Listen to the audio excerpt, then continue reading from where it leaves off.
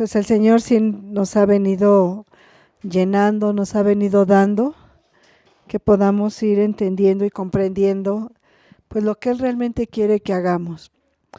Y parte de lo que hemos venido viendo es de lo de la espiritualidad, poder en verdad tener una vida más plena en Dios, para que esa espiritualidad, o sea, ese espíritu de Dios, pues se haga manifiesto más en nosotros. Aquí hay algo que me llama la atención. Dice en la página 3 del libro, dice, el significado de lo que llamamos espiritualidad es el modo como vivimos nuestra vida integral. Entonces, dentro de nosotros, o más bien, el estilo de vida de nosotros debe ser de una vida íntegra. Para que nosotros podamos llevar esa vida íntegra, tiene que haber una congruencia en lo que decimos y lo que hacemos. Entonces, muchas veces sí hablamos de Dios, conocemos la palabra de Dios, empezamos a tener más entendimiento de lo que Dios quiere. Este conocimiento, o más bien este saber de Dios, a veces no nos lleva a tener una vida congruente con lo que hacemos y lo que decimos. Entonces, es muy importante que nosotros, como creyentes en Cristo, en Dios, no solo tengamos un conocimiento, más bien no solo saber de Dios, sino que es importante conocer a Dios.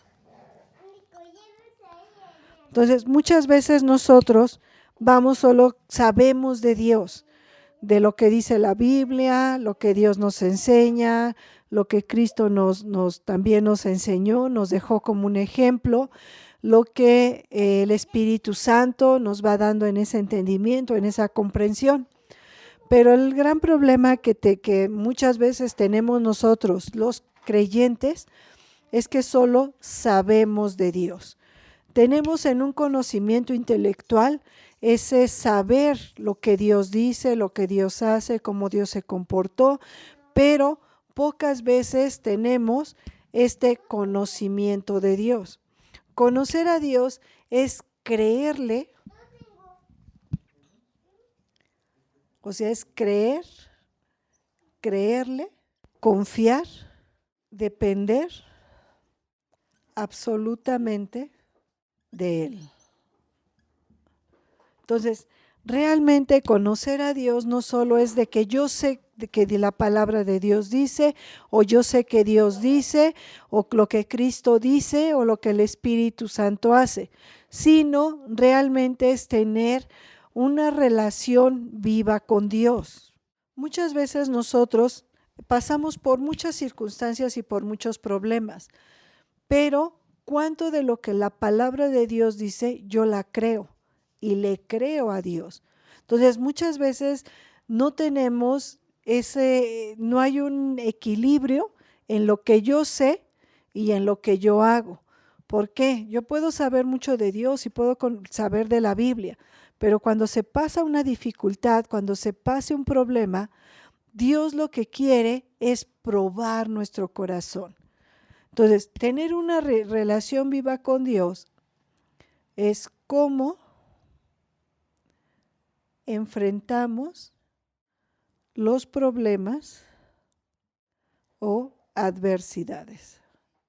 O sea, cómo respondo a esas circunstancias que de alguna manera se presentan en mi vida. Hay un pasaje aquí en Éxodo que el Señor le dice al pueblo, permítanme tantito, ay, bueno, no la recuerdo cuál es, pero en esta cita bíblica dice que Dios permitió que todo el pueblo pasara por ese desierto para probar sus corazones. Entonces, muchas veces Dios permite que nosotros pasemos por muchas circunstancias difíciles solo para probar qué hay en nuestro corazón. Es que la verdad no me acuerdo bien cuál es, pero bueno, en esta cita bíblica el Señor les dice que el Señor permitió que pasaran por todo este desierto, por todo este sufrimiento, para conocer lo que había en los corazones. Entonces, cuando nosotros empezamos o Dios quiere que nosotros empecemos a tener una relación viva con Él, en ese momento Dios dice, ok, tú dices que me conoces, tú dices que estás conmigo, que de verdad quieres seguirme, que me amas, pero cuando yo te paso por una dificultad, por una adversidad, ¿cuál es tu actitud? ¿Cuál es tu respuesta? ¿De qué manera te comportas? ¿De qué manera sigues pues viéndome, sigues teniendo esa relación conmigo? Entonces, por eso, cuando pasamos esas circunstancias, lo que Dios quiere es saber qué hay en nuestro corazón.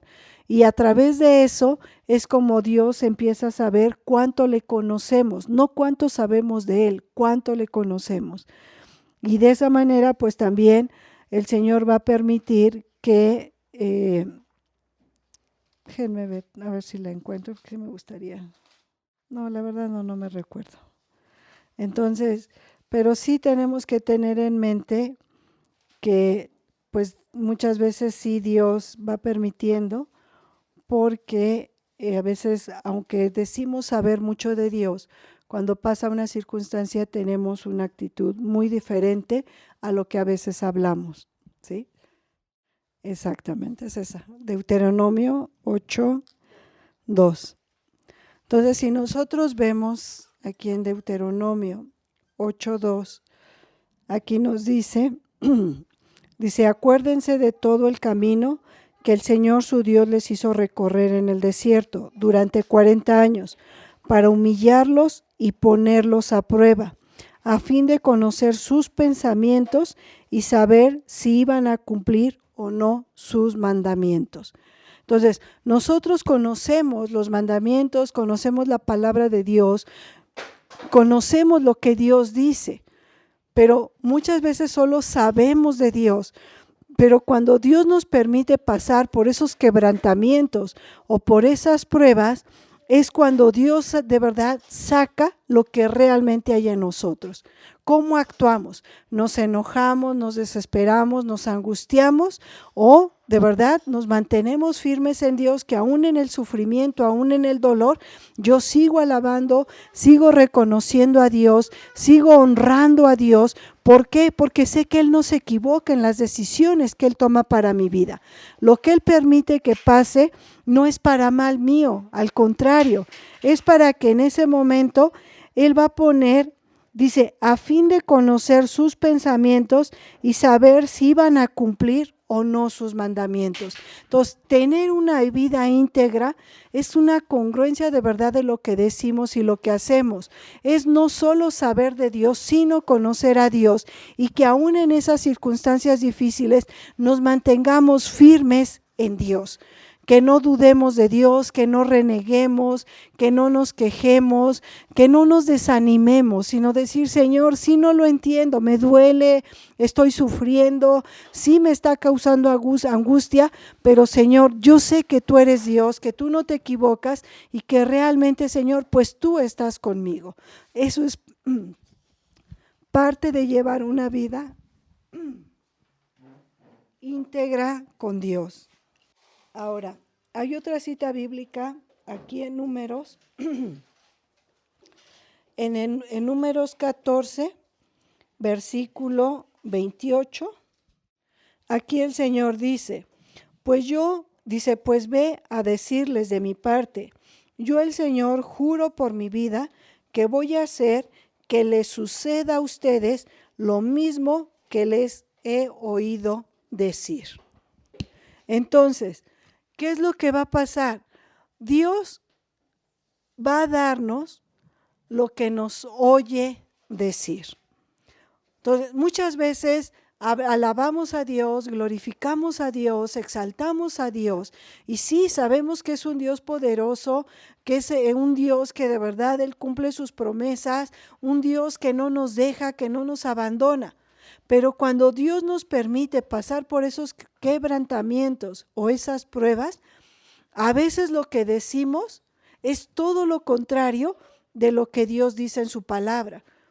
De que confiemos, de que dependamos, que no nos preocupemos, que no nos angustiemos, que no tengamos miedo. Y dice Dios, y a mí esta cita bíblica, la verdad me llama mucho la atención, porque dice, pues ve a decirles de mi parte, yo el Señor, juro por mi vida, fíjense, jura por Él, que voy a hacer que les suceda a ustedes lo mismo que les he oído decir. Una vida íntegra es de verdad no dudar de Dios, no desconfiar de Dios, no poner en tela de juicio lo que Dios dice. Eso es una vida íntegra, una vida de verdad. Cuando Jesucristo vino aquí a la tierra, pues 30 años fue educado, fue formado, pues como cualquier ser humano. A partir de los 30 años, Él empieza una vida pública. En esos 3 años de la vida pública, Cristo recibió rechazo, lo injuriaron, lo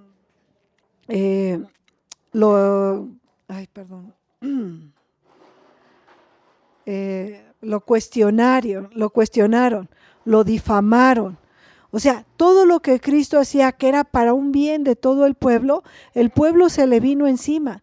Querían matarlo, querían apedrearlo, querían que blasfemaba, que pues era como el hijo del diablo, no un hijo de Dios. O sea, decían tantas cosas de Cristo, pero Cristo, aún con todo lo que le decían, Cristo se mantenía íntegro.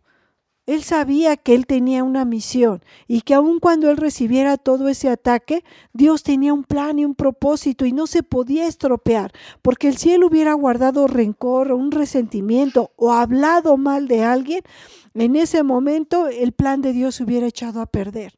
Entonces, Cristo tenía que mantener esa vida íntegra de decir, sí, estoy recibiendo todo este ataque, no estoy haciendo nada malo. Pero aun cuando estoy recibiendo este ataque sin merecerlo, yo no tengo o en mi corazón no guardo nada hacia ninguna persona. Al contrario, lo que va a fluir de mí hacia los demás es amor. Eso es tener la vida íntegra, que realmente haya una congruencia en lo que sabemos de Dios y la forma que nos comportamos como hijos de Dios. Después aquí viene y dice, en primer término, el temperamento propio, dice en primer lugar el temperamento propio y en segundo lugar influye el punto de vista de la fe que cada uno tiene. Llevar una vida espiritual dice que el primer punto que también va a determinar mucho nuestra vida espiritual son los temperamentos. En los temperamentos, las personas tenemos diferentes tipos de actitudes sobre los temperamentos. Está el temperamento sanguíneo, está el melancólico, flemático, ¿el sanguíneo cuál es? Colérico. Entonces, están estos 4 temperamentos, el sanguíneo, el colérico, el melancólico y el flemático. Ahora, de estos temperamentos, todos tenemos una mezcla de todos los temperamentos, pero va a haber 2 temperamentos que van a ser más expresivos en nuestra vida, que van a determinar mucho nuestro comportamiento. Supongamos, el apóstol Pablo tenía un temperamento sanguíneo y un temperamento flemático. ¿Por qué? Pablo era de ser un líder, de proclamar la palabra de Dios, de llevar ese mensaje, no importando lo que le pasara, sin un miedo. Él se enfrentaba y iba con toda clase de personas a llevar ese mensaje. Cuando él fue a la ciudad de Atenas, En la ciudad de Atenas había puros eruditos, gente que estudiaba, gente muy preparada, gente muy culta, gente de verdad de un nivel intelectual alto. En ese momento, cuando llega Pablo, el Señor le va mostrando cómo poder transmitir ese mensaje. Cuando llega Pablo a Atenas, ellos tenían diferentes estatuas y tenían en la parte de abajo los nombres de esos personajes. Pero había un espacio donde decía el Dios no conocido y ahí no había nada. En ese momento Pablo, sin miedo, sin intimidarse, sin dejarse así de que, ay, pues cuántos saben, pues cómo les voy a venir yo a enseñar si ellos han estudiado y se han súper preparado. En ese momento Pablo ya entra a la sinagoga y les dice, yo les vengo a hablar de ese Dios no conocido. Ustedes tienen muchos dioses y tienen los nombres de todos los dioses que ustedes conocen, que ustedes veneran y que ustedes creen. Pero hay un Dios desconocido. Bueno, de ese Dios desconocido yo les vengo a hablar. Y les empieza a hablar de Cristo, les empieza a hablar de Dios y empieza a dar todo ese mensaje de la buena nueva. Muchos creyeron, muchos no. Muchas veces nosotros nos dejamos intimidar por la gente que entre comillas sabemos que conoce más que nosotros. Eso nos intimida y eso a veces impide que nosotros llevemos ese mensaje. Entonces, cuando nosotros dejamos que los temperamentos nos controlen, en ese momento se va estropeando la obra de Dios. Supongamos, el apóstol Pedro tenía un temperamento colérico y tenía un temperamento melancólico. ¿Por qué? Porque Pedro explotaba por cualquier cosa, se enojaba por cualquier cosa, algo que no veía y no, es que esto no es así, y empezaba de alguna manera a juzgar conforme a su criterio. Entonces, vemos cómo Dios, cuando Él nos llama, Él sabe los temperamentos que tenemos, los temperamentos que predominan. Él no nos va a quitar nuestro temperamento, lo va a perfeccionar, para que a través de ese temperamento Dios nos permita llevar a cabo la obra de Él. Dice también aquí que también va a influir el punto de vista de la fe que cada uno tiene. Entonces, aquí también va a determinar la fe que cada uno tiene. ¿De qué manera va a influir esa fe? Hay veces que malentendemos o malinterpretamos las citas bíblicas o la palabra de Dios, porque cuando dice que si tuviéramos fe como un grano de mostaza, nosotros le diríamos a una montaña que se moviera y esa montaña se moverá. De hecho, cantamos mucho esa alabanza. Ahora, ¿qué es lo que el Señor quiere? Muchas veces decimos, es que yo no tengo esa fe de decirle a una montaña que se mueva y esa montaña se va a mover o se va a echar al mar, algo así menciona la Biblia. Entonces, ¿qué es lo que el Señor dice? Hay algunas versiones que pueden explicar más detenidamente lo que quiere decir la cita bíblica. Dice, si tuvieras la fe de Dios, o sea, si tuvieras la fe de Dios, no si tuvieras tú una fe grande. Él no está hablando de que nosotros tengamos una fe grande, sino que nosotros tengamos la fe de Dios. Ahora, ¿cuál es la fe de Dios? Cuando nosotros leemos desde Génesis todo lo que Dios hizo, con solo hablar, la forma que Él se manifestó cuando mandó el diluvio, cómo Él permitió que se construyera el arca, que entraran los animales, que lloviera durante 40 días y 40 noches. Si nosotros vamos de verdad leyendo la Biblia, la manera que Dios actúa, cuando libertó a su pueblo Israel de Egipto, cuando manda las plagas, nosotros ahí vamos a ver de verdad quién es Dios. Vamos a conocer de verdad a un Dios de poder. Y en el momento que acontezca algo en nuestra vida, no voy a decir, es que esto se va a solucionar porque yo tengo fe en Dios. No, esto se va a solucionar porque tengo la fe de Dios. ¿Cuál es la fe de Dios? Yo sé quién es Dios. Yo conozco a Dios. ¿Pero por qué lo conozco? Que era parte de lo que hablábamos, no solo saber de Dios, sino conocer a Dios, porque aún en todas las pruebas, las tribulaciones o las adversidades que pasen en mi vida, sé que mi Dios no me deja, porque Él lo dice, y como Él lo dice, yo lo creo. Sé que Dios dice, no te dejaré ni te desampararé, que Él va a suplir todas mis necesidades conforme a las riquezas que tiene en Cristo Jesús.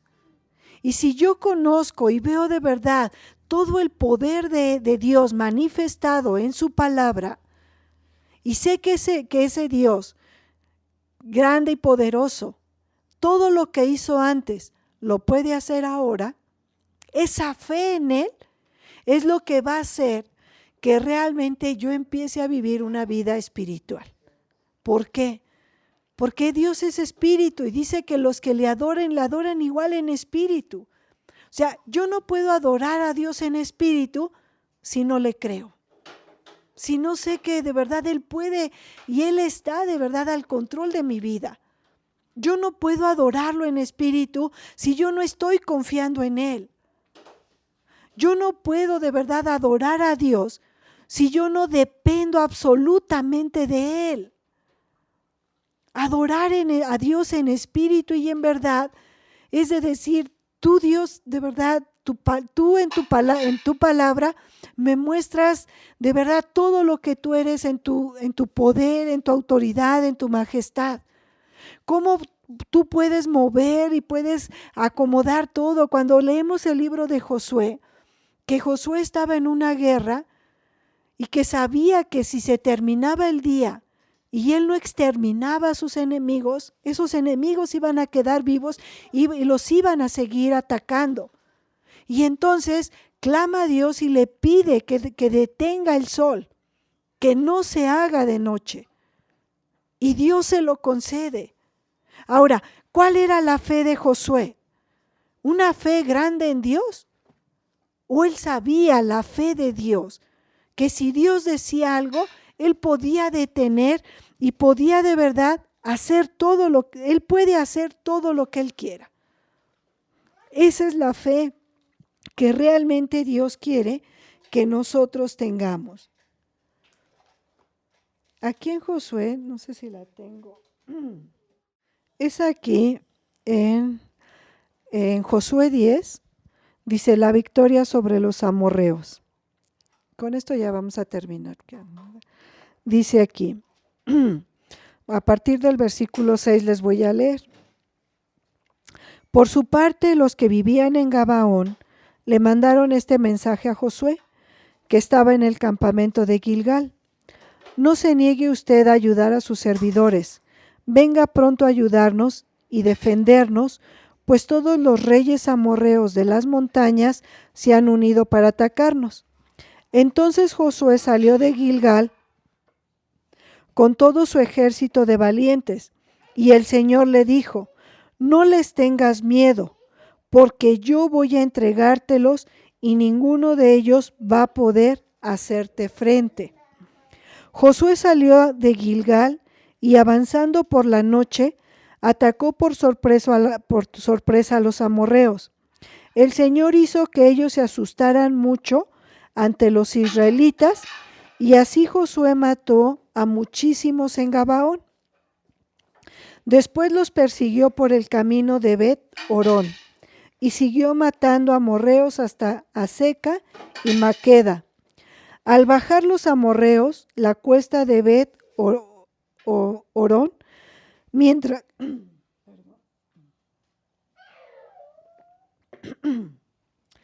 dice, mientras huían de los israelitas, el Señor soltó sobre ellos grandes piedras de granizo que mataron más amorreos que las espadas de los israelitas. Cuando el Señor entregó a los amorreos en manos de los israelitas, Josué le habló al Señor delante del pueblo y dijo: párate sol en Gabaón, párate luna en el valle de Ajalón. Y el sol y la luna se detuvieron hasta que el pueblo se vengó del enemigo. Esto es lo que dice el libro del justo. El sol se detuvo en medio del cielo y por casi un día entero no se puso. Ni antes ni después ha habido otro día como aquel en que el Señor escuchó la voz de un hombre, pues el Señor peleaba a favor de Israel. Entonces, aquí dice que cuando el Señor entregó a los amorreos en manos de los israelitas, Josué le habló al Señor delante del pueblo y dijo. Entonces, Josué, ¿por qué dice que se paró, que habló al Señor delante del pueblo? Josué sabía, no solo sabía, conocía quién era Dios. El conocer a Dios, ¿qué es esto? Él creía en Dios, pero también le creía. Él confiaba y dependía absolutamente de Dios. Estaba ese enemigo y él tenía que exterminarlos. Por eso dice que él le habló a Dios delante del pueblo. Entonces, en ese momento, él tenía el conocimiento de Dios y sabía que Dios tenía el poder para detener el sol y la luna. Ahora nosotros, llevar una vida espiritual es de verdad conocer a Dios. Conocer a Dios, y cuando nosotros vamos leyendo su palabra y vamos conociendo todo lo que Él hacía, eso es lo que va haciendo que nuestra fe vaya aumentando, vaya creciendo, cada vez se haga más fuerte y más firme. Y esa fe fuerte y firme no es la fe que nosotros tengamos para hacer cosas, sino es la fe de saber que Dios puede hacer todo lo que Él quiere conforme a su voluntad en cualquier necesidad que estemos pasando. Es la fe de Dios, no la fe de nosotros. Por eso es muy importante que nosotros de verdad llevar una vida espiritual es que de verdad empecemos a tener la fe de Dios. ¿Y cómo vamos a saber cómo es la fe de Dios? En toda esta palabra, Dios nos la va mostrando de una manera palpable, viva, con poder, con autoridad, de todo lo que Él hace. Esa es la fe de Dios. Y si nosotros sabemos de esto y conocemos y vamos experimentando a Dios, que aun cuando pasemos por problemas difíciles, Dios nunca nos va a dejar, nunca nos va a desamparar y Dios siempre nos va a sostener con su diestra poderosa. Eso es parte de la vida espiritual. Y todo esto es para que Dios sea honrado, glorificado y exaltado como único y verdadero Dios perfecto en toda su grandeza que está en medio de nosotros. ¿Sí? Pues con esto terminamos, vamos a hacer una oración. Amado Padre, de verdad, hoy clamamos ese don de fe, pero no el don de fe que tú das a través de los sacramentos, que tú das cuando nos son impuestas las manos por medio de tu Espíritu, para que podamos recibir esos dones que tú anhelas y deseas. Hoy queremos y anhelamos y te pedimos el don de tu fe donde tú, Señor, nos des más entendimiento, más comprensión, más revelación de quién eres tú, para que así al conocerte, Señor, podamos irte experimentando en nuestra vida, en ese caminar espiritual, que cada día podamos conocer más la manifestación de poder en cada situación de nuestra vida, tanto personal como familiar, en el trabajo, en la vida de comunidad, para que cada día de verdad demos testimonio de quién es nuestro Dios y te representemos dignamente como nuestro Dios único y perfecto, que eres grande y poderoso y que nada ni nadie se iguala a ti. Porque tú estás sobre todo, sobre toda la tierra, sobre todo el universo, sobre toda tu creación. Tú estás por encima de todo y todo está al estrado de tus pies. A ese Dios de verdad que la Biblia nos habla, ya no solo queremos saber de Él, hoy queremos y pedimos y clamamos que nos permitas conocerte, experimentarte, que ese Dios vivo en verdad se haga vida en nosotros y sea vivo en nosotros, para que aun cualquier circunstancia, por mayor difícil que sea, nada debilite la fe que tú nos has dado, pero menos que debilite la fe tuya en nosotros. Para que en todo momento y en todo instante te honremos y te glorifiquemos y exaltemos tu santo y bendito nombre. Todo esto, mi Dios poderoso, te lo pedimos en el santo y poderoso nombre de nuestro amado Señor Jesús. Amén. Nombre del Padre, del Hijo, del Espíritu Santo. Amén. Gloria a Dios.